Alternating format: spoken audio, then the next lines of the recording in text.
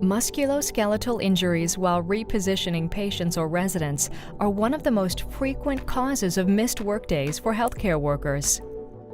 Having no tool or the wrong tool for the job is often the main contributing factor. Using high-friction bed pads for moving patients or residents can mean frequent neck, shoulder, and back injuries for caregivers. The Swift UltraSlide system is a convenient and scientifically proven way to reduce exertion and risks associated with repositioning low mobility, highly dependent, or heavier individuals. Most friction-reducing products have to be inserted before the move and then removed following the move. Nurses have multiple demands on their time every day. What they like about the Swift UltraSlide system is that it's convenient because it's already on the bed. So with the system already in place, it's ready for them to use at any given time.